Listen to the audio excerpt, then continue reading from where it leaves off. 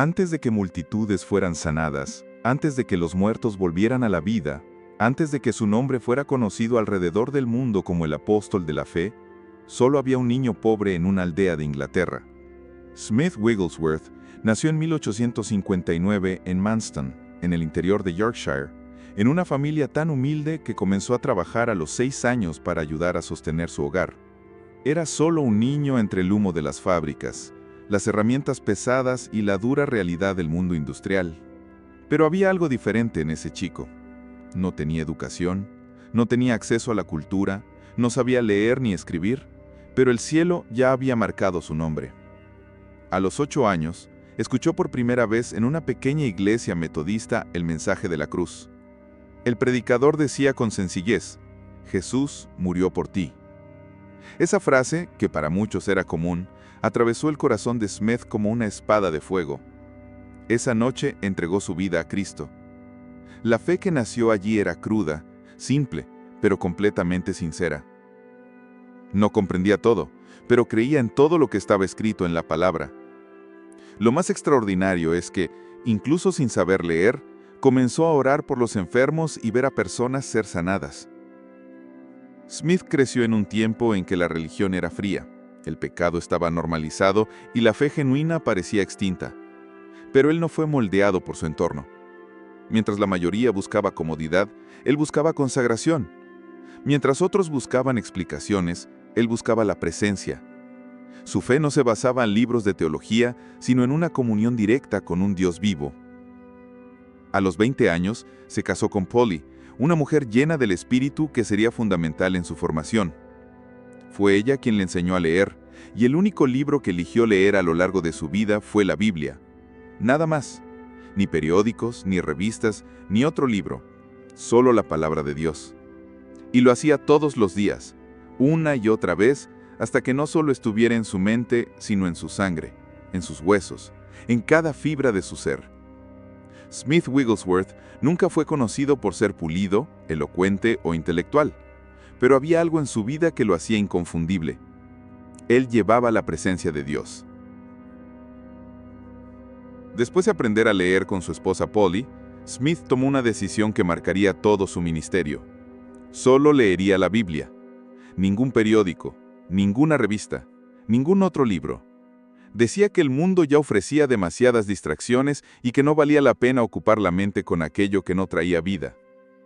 La Biblia era su fuente, su alimento, su arma y su brújula.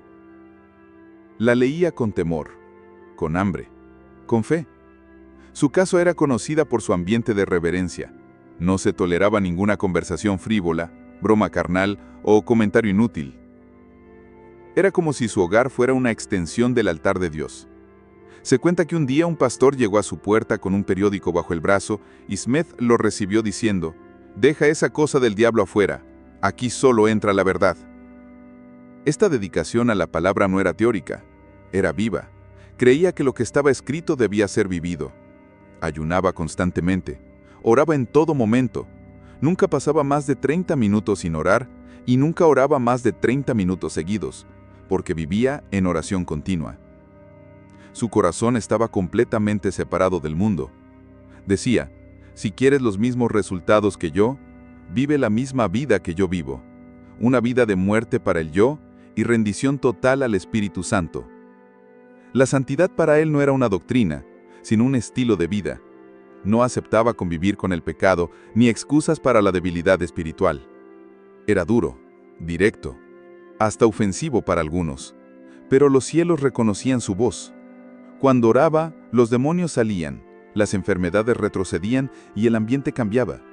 Era imposible estar cerca de él y seguir viviendo de forma superficial. Había algo en sus ojos, en su tono de voz, en su presencia, algo que confrontaba.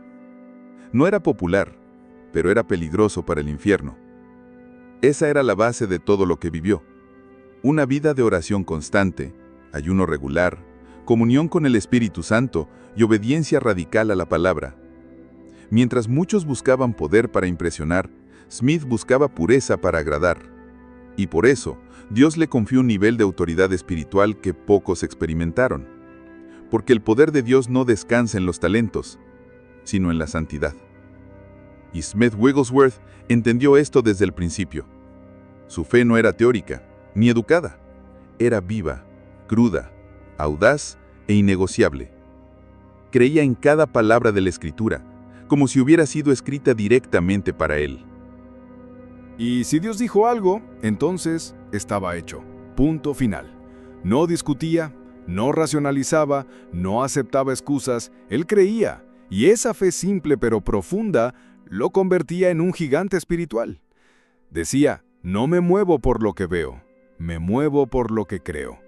Era conocido por expulsar la incredulidad del ambiente como una plaga. Si alguien decía, tal vez Dios no quiera sanar, él cortaba la conversación de inmediato. Su personalidad era directa, a veces hasta ruda. No perdía tiempo con conversaciones tibias o religiosidades fingidas. Cuando entraba a un lugar, traía el cielo con él o exponía el infierno que había allí. Era amado por unos, criticado por muchos, temido por otros, pero era respetado. Su vida de oración no era de rituales, era como respirar. Decía, nunca paso más de 30 minutos sin orar. Y también decía, nunca oro más de 30 minutos, no por limitación, sino porque mi vida es una oración continua. En cualquier momento, en cualquier lugar, él estaba en comunión con Dios. Oraba caminando, oraba sentado, oraba predicando, oraba en silencio, oraba con gemidos, oraba en lenguas, oraba con lágrimas, oraba con autoridad. Su fe provenía del lugar secreto, pero se manifestaba en público con poder. Era común que expulsara enfermedades con órdenes secas y directas. En el nombre de Jesús, sal. Y los tumores desaparecían. A veces colocaba su puño en el estómago de un enfermo y decía, no te estoy golpeando al diablo. Su fe no pedía permiso, tomaba lo que la cruz conquistó. Smith creía que el Espíritu Santo no habitaba en un corazón dividido. Por eso purificaba su mente, sus labios, sus actitudes y mantenía su conciencia limpia delante de Dios. Su altar era constante, su corazón sensible y su fe inflamable. Sabía que Dios usaba vasos rotos, pero no vasos sucios. Por eso vivía en autoevaluación, confesión y humillación ante el Señor. Y cuanto más se vaciaba, más Dios lo llenaba. La fe de Smith no era natural, era sobrenatural. No venía del esfuerzo humano, sino de la intimidad con el Espíritu Santo. Por eso cuando él oraba, el cielo respondía, porque no hablaba de Dios, hablaba con Dios. Y eso hace toda la diferencia. Smith no veía la enfermedad como algo natural. Para él la enfermedad era una afrenta al sacrificio de Cristo. No era simplemente un problema médico, sino un enemigo espiritual. Y lo trataba como tal. Cuando oraba por un enfermo, no susurraba suaves peticiones. Ordenaba con voz firme, con autoridad, como alguien que sabe que lleva el poder de Dios dentro de sí. No era emoción, era convicción. Creía que Jesús no solo podía sanar, sino que quería sanar. Y más aún, ya había provisto la sanidad a través de la cruz. Su teología era simple y profunda. Si está en la palabra, es mío. Si Jesús llevó nuestras dolencias, entonces ya no tienen derecho a quedarse. Era común que actuara de maneras que escandalizaban a los religiosos. Un día, un hombre llegó con un tumor en el estómago. Smith no dudó. Le dio un golpe seco en el abdomen y dijo, «En el nombre de Jesús, sal». El hombre cayó. Algunos gritaron, «¡Lo mataste!». Pero segundos después, se levantó curado. Smith no era agresivo por temperamento, era violento con las tinieblas. Decía, «Nunca tengas compasión del diablo. La enfermedad no es tu amiga. Trátala como enemiga y huirá». En otra ocasión, una mujer con cáncer terminal fue llevada en una camilla. Él oró, expulsó la enfermedad y ella comenzó a levantarse lentamente ante una multitud que lloraba y glorificaba a Dios. Los hospitales comenzaron a llamarlo. Casas fueron transformadas en salas de sanación. El nombre de Jesús era exaltado y no había espectáculo ni manipulación, solo fe. Pero siempre dejaba claro, no soy yo, es Cristo en mí, el mismo Cristo que habita en ti, si crees. Wigglesworth también creía que la sanidad no solo era física, sino espiritual, emocional, completa. Por eso muchas veces oraba por las personas y junto con la curación eran liberadas de opresiones demoníacas, bautizadas con el Espíritu Santo y restauradas en su fe. No era un ministerio de marketing, era un ministerio de milagros, un ministerio de confrontación, porque cada enfermedad sanada era una proclamación viviente. El reino de Dios ha llegado. Y él decía, cuando la fe se levanta, el diablo huye. Cuando el nombre de Jesús es exaltado, ninguna enfermedad puede resistir. Wigglesworth no aceptaba la gloria para sí mismo, siempre apuntaba hacia Jesús, porque sabía que el Espíritu que operaba a través de él estaba disponible para todo creyente que se entregara completamente. Y ese era su mayor deseo, que otros se levantaran con la misma fe, la misma santidad y la misma audacia para sanar a los enfermos en el nombre de Jesús. Wigglesworth no solo sanaba a los enfermos, enfrentaba la muerte misma con la misma autoridad. Para él resucitar a los muertos no era algo extraordinario. Era simplemente obedecer la palabra que dice, sanad a los enfermos, limpiad a los leprosos, resucitad a los muertos. Él lo creía como quien cree que el sol saldrá mañana. Y por eso los muertos se levantaban. Los relatos son diversos y algunos de ellos simplemente increíbles, pero para quien cree en el poder de Dios, nada es imposible. Se cuenta que una vez fue llamado a orar por un joven que acababa de fallecer. El cuerpo ya estaba frío. La habitación estaba en silencio, llena de luto. Smith entró, ordenó que todos salieran y se quedó solo con el cuerpo. Entonces hizo algo impensable. Levantó al muerto, lo apoyó contra la pared y dijo, «En el nombre de Jesús, camina». El cuerpo cayó al suelo sin vida. Lo levantó nuevamente, con lágrimas en los ojos y fuego en su voz. «En el nombre de Jesús, camina». Por segunda vez, el cuerpo cayó, pero Smith no se detuvo. Por tercera vez levantó ese cadáver y gritó con fe, «Te dije, en el nombre de Jesús, camina». El hombre abrió los ojos, respiró y comenzó a caminar. La habitación de luto se convirtió en altar de gloria. El llanto de la muerte se transformó en clamor de avivamiento. Relatos como este se repitieron muchas veces en su ministerio. Algunas fuentes hablan de 14, otras de 23 personas resucitadas a lo largo de su vida, y entre ellas estaba su propia esposa Polly. Cuando Polly falleció, Smith oró con tanta fe que ella volvió a la vida y abrió los ojos. Conversaron brevemente, pero luego ella dijo, «Smith, el Señor me está llamando, déjame ir con paz». Él respondió, «Si ese es su deseo, no puedo retenerte». Y ella partió.